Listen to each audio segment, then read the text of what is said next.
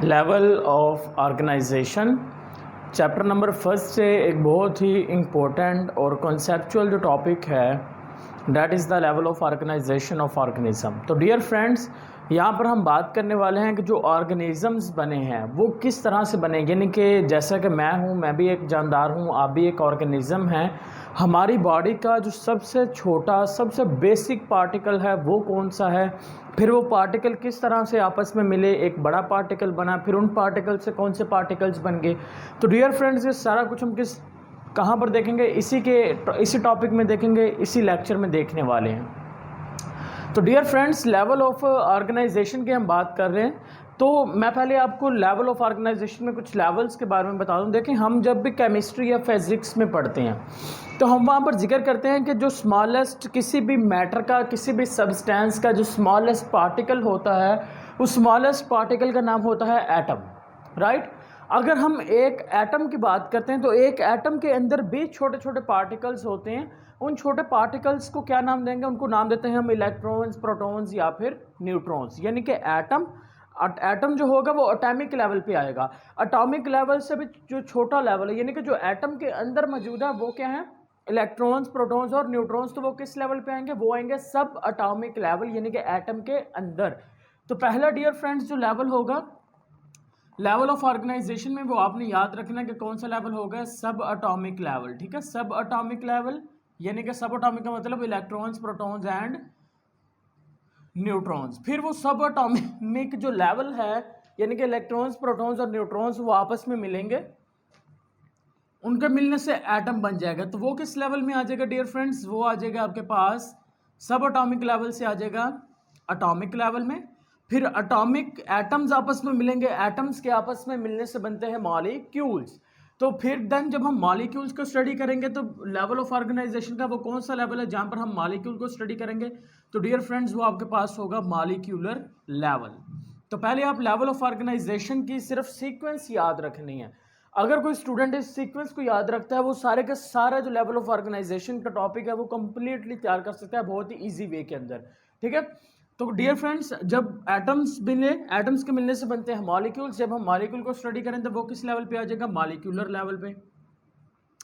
इसी तरह से डियर फ्रेंड्स, जब हम मॉलिक्यूल्स आपस में मिलते हैं तो मॉलिक्यूल्स के आपस में मिलने से बनते हैं ऑर्गेनेलिज, और ऑर्गेनेलिज आपस में मिलेंगे तो ऑर्गेनेलिज के आपस में मिलने से बनते हैं सेल।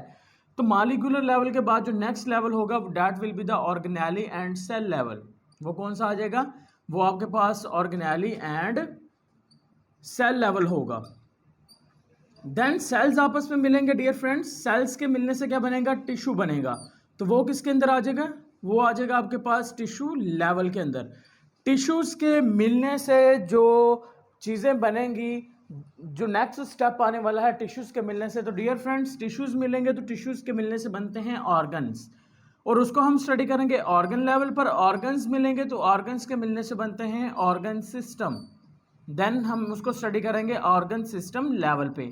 और ऑर्गन सिस्टम्स मिलेंगे तो ऑर्गन सिस्टम्स के मिलने से बनेगा एक इंडिविजुअल, एक जानदार बनेगा। और जब एक ही जानदार, एक ही स्पीशीज के जानदार एक ही जगह पर रहेंगे, उससे डियर फ्रेंड्स बनेगी पॉपुलेशन। पॉपुलेशन जब मिलेंगे तो बनेगी कम्युनिटी, कम्युनिटी मिलेंगे तो बनेगा बायोस्फीयर।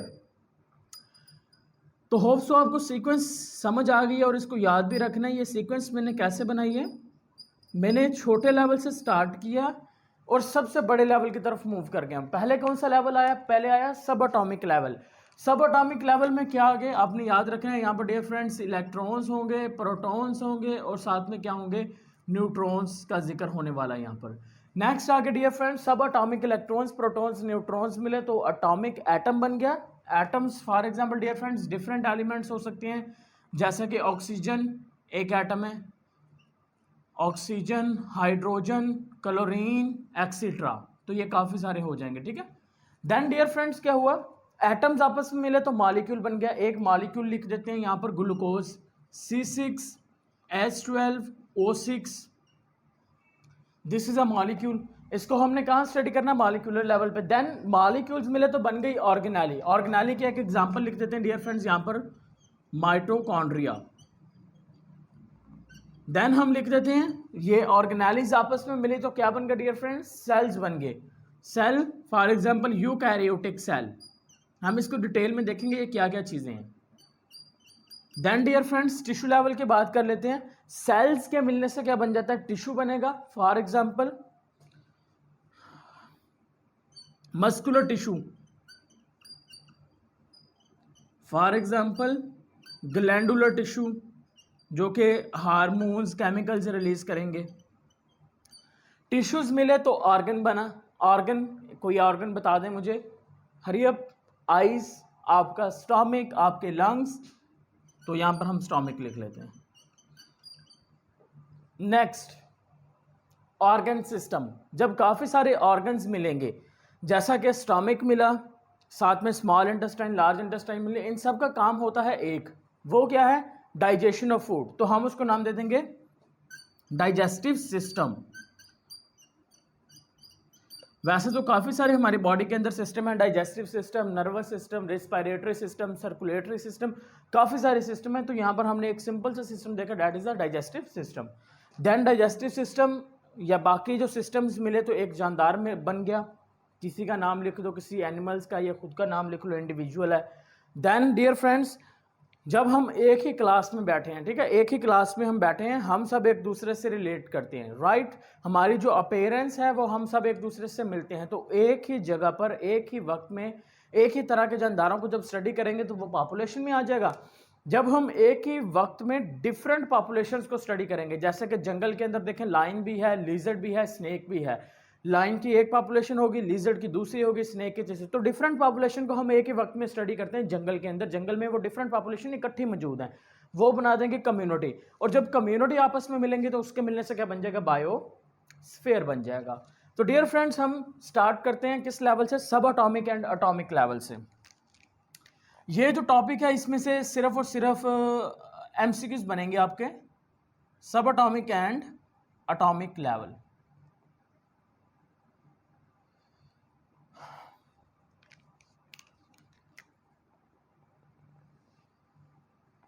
देखें सब एटॉमिक का मतलब एटम के अंदर, तो एटम के अंदर बेसिकली तीन चीजें होती हैं, इलेक्ट्रॉन्स, उसके बाद डियर फ्रेंड्स प्रोटॉन्स, और उसके बाद न्यूट्रॉन्स। जो इलेक्ट्रॉन्स होंगे उनके ऊपर नेगेटिव चार्ज है, प्रोटॉन्स पे पॉजिटिव चार्ज है, प्रोटॉन्स न्यूक्लियस के अंदर होंगे, और जो न्यूट्रॉन्स होंगे वो भी न्यूक्लियस के अंदर ही होते हैं। सपोज डैट, और न्यूट्रॉन्स के ऊपर कोई भी चार्ज मौजूद नहीं होता।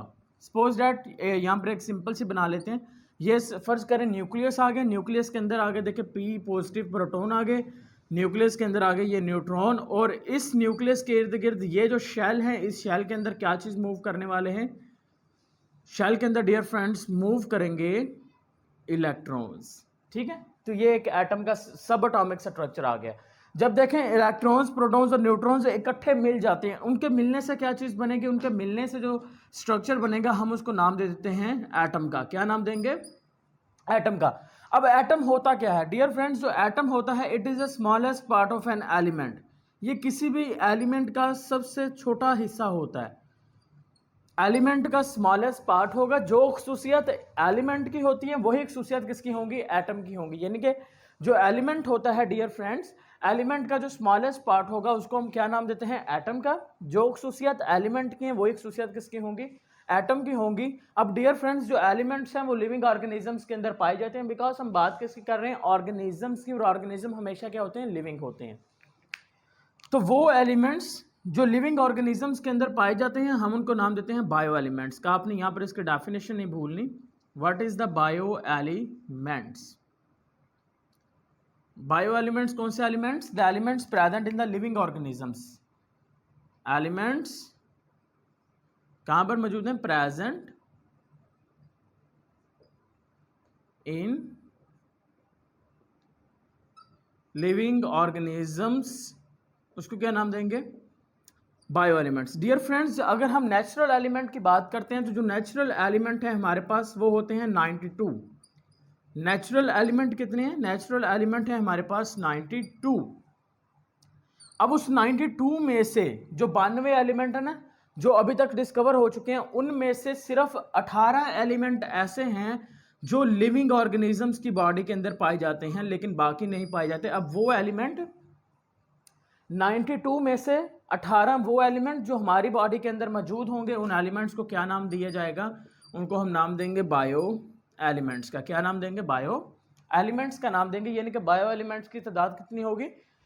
18 होती है। अब बायो एलिमेंट्स की भी दो कैटेगरीज आ जाएंगी डियर फ्रेंड्स। एक आ जाएगी मेजर बायो एलिमेंट्स और दूसरी आ जाएगी ट्रेस बायो एलिमेंट।